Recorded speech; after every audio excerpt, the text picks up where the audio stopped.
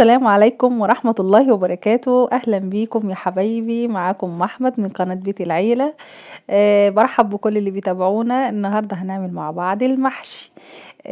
جو ساقعة ومحتاج حاجة تدفي ومفيش أحلى من المحشي. يلا بينا نعمله مع بعض على طول.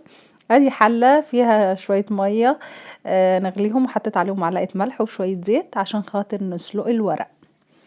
وهنجيب الكرنبايه بتاعتنا نقورها من النص كده، من قلبها نطلع القلب كله، وناخدها زي ما هي كده ونحطها في قلب حلة المية، وبالراحة عليها كده واحدة واحدة. هي تكون كبيرة مثلا على الحلة، بالراحة هتلاقيها مسلوقة ودايبة معاكي، مفيش، ما تغيبهاش في المية يا دوب، خصوصا الكرنب بتاع الشتا ده.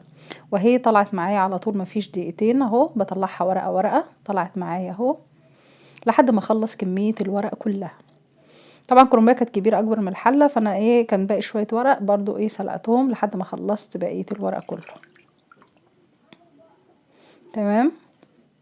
هنيجي بقى نقطع الورق زي ما انتوا شايفين اهوت، سايباه سليم زي ما هو، بنمسك بنلمها كده مع بعضها كده، وبناخد العروق اللي هي الكبيره دي بالسكينه نقطعها ونلفها كده زي رول من عند خطوط العروق كده زي ما انتوا شايفين، وبنيجي مقطعاها على قد الصباع. نشيل الحاجات اللي هي العروق التخينه دي وبنقيس على قد صباعي وبنيجي قطعها، تقطع 2 3. عايزه تحشي وهو سليم كده بالرول مفيش مشكله، عايزه تقطعيه بتقطعيه برضو على قد المحشايه حتت صغيره زي كده ماشي. عايزه تحشي كده بالرول، وناس بتقطع على نفسها وهي شغاله مفيش مشكله. عايزه تشتغلي بالحجم اللي هو الكبير ده، انك تقطعيه بالسكينه برضه. هنشوف كل طرق لف المحشي. هنعمل واحده تانية كمان اهوت، مسكت العروق طلعتها ولفتها رولة اهيت، وبنيجي مسويها كويس اهوت، تبقى مسويه معايا، ونيجي مقطعاها على قد الصباع اهيت. وزي ما انتوا شايفين دي طريقه تقطيع المحشي، دي طريقه سهله خالص ومتاخدش اي وقت. هنجيب بقى نيجي للمحشي ده. حله حطيت فيها شويه زيت صغيرين، وده حته دهن من دهن مسيحاه وبشويه فلفل، ده بحبه جميل في الطبيخ وخصوصا المحشي، ده اصح من السمنه النباتي ومن اي حاجه. وحته سمنه فلاحي وسيحتهم مع بعض اهوت، ونزلت بالبصل،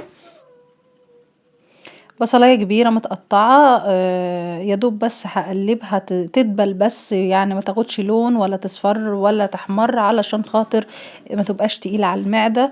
والمحشي ناي على فكره يا جماعه بيبقى جميل جدا ممتاز، يعني ما فيش بعد كده. بس ده انا يا دوب بقلله تقليه خفيفه. حطيت شويه الفلفل بتوعي ورشه كمون صغيره ورشه كاري بسيطه.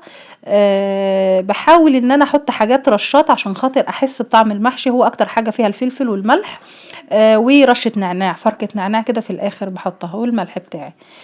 البصله ابتدت تدبل معايا اهيت. دي طماطم انا بطبخها انا وبعملها في اشكال كده في الفريزر، لازم تطلع من التلاجة على طول متلجة، ما تفكهاش. دي اصح حاجه، انك الحاجه تطلع متلجة تطلع على الحله، تفك على بخار الحله. ودي تكايه مهمه جدا. لو انت عندك حاجه متلجة، عندك طماطم فريش، هتضربها في الخلاط وتحطيها، ما شاء الله عليها، شايفين لونها عامل ازاي، ولا كانها جاهزه.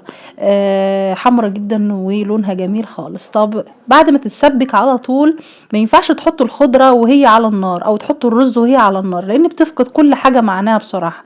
الخضره بتسود، والرز ما ينفعش، بيبقى مش حلو. لكن انا طفيت كده خلاص، وبحط بقى الخضره وهي النار مطفيه ماشي. دي خضره طبعا بكزبره، كزبره خضراء، على شبت، على بقدونس للي بيحب. انا بحب كزبره خضراء وشبت بس. وبحط الملح بتاعي وفركه النعناع اللي بقول لكم عليها، وبكون غاسله الرز ومجهزاه. هبتدي فركه نعناع صغيره خالص بحطها، بفركها على كفي كده وبحطها، وبكون غاسله الرز وبحطه كل ده بعد ما اطفي النار. والصلصه بتاعه المحشي لازم تكون مظبوطه، ما تكونش لا قليله ولا تكون كتيره، علشان خاطر ما يبقاش مزز، لان لما بيكون مزز بيكون مش حلو خالص. طيب انا دلوقتي ما عنديش شوربه مثلا، مش عامله عليه بط، مش عامله عليه لحمه، انا عاملاه كده بس. هاخد معلقه من التسبيكه اللي انا عاملاها ديت، احط عليها كوبايتين ميه، واسقي بيه المحشي مع حته سمنه بلدي ساعه ما اجي اسويه. اما لو عندي شوربه خلاص مفيش مشكله. ده شكله يا جماعه بعد ما قلبت الحشوه كلها على بعضها. تمام.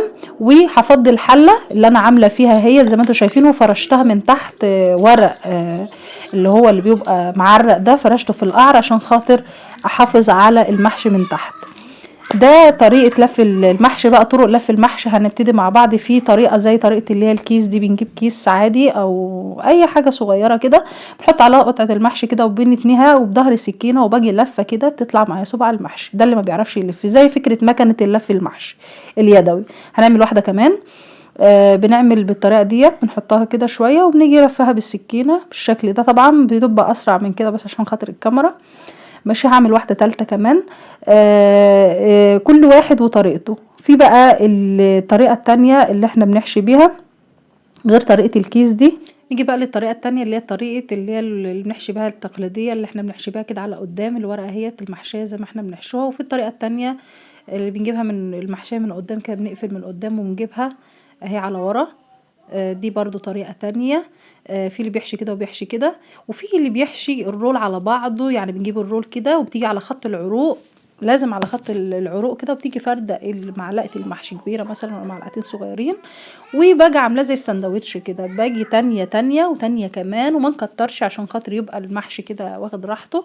وهنيجي قطعه بالسكينة بالطول كده، ونيجي قطعه مثلا على قد الحجم. انت بتحبيه كبير صغير بتقطعي مثلا محشيتين 3 زي ما انت عايزه بالشكل ده. وعلى فكرة ما بيفكش ما بيعملش حاجة، بيفضل زي ما هو عادي، بس رك على اللفة وان انت عاملاه على خط العروق. ادي واحدة تانية اهوت. بلفته اهوت زي ساندوتش وقطعته بالسكينة، وبتقطعيه محشيتين 3 وبترصيه وزي الفل، ما فيهوش اي حاجه. يعني في كذا طريقه، كل طريقه حسب ما تريحك وحسب اللي ماشي معاكي. خلصنا اهو المحشي اهوت، وحطيت عليه حتتين سمنه بلدي على الوش. تمام. وهنبتدي ننزل بقى بالشوربه. لو انا هحط لحمه، بنحطها في نص المحشي، بنفردها كده في نص المحشي نيه، وبنقلل نسبه الشوربه لانها بتصفي ميه. اما لو مش هحط لحمه ودي شوربه بط، انا عامله بط وهناخد شوربه البط هنحطها عليه. لازم يكون هز هزه كده، ولازم المحشي يكون الشوربه باينه تحتيه كده، ما يكونش مغطيه، لا تكون الشوربه باينه منه. ده المعيار المناسب للمحشي، عشان هو برضه بيفضي السوائل بتاعته. وكده ما شاء الله عليه استوى اهوت. هنقلبه قدامكم اهوت على صينيه. اتقلب اهوت وما شاء الله عليه سليم وتمام التمام ومفيهوش اي حاجه. وطعم يا جماعه مش عايزه اقول لكم كان تحفه، بألف هنا وبألف شفا. حاجه كده اللهم صل على النبي. ارجو تكون الحلقه عجبتكم، وان شاء الله انتظرونا في حلقه جديده وطبخه جديده ووصفه جديده. والسلام عليكم ورحمه الله وبركاته.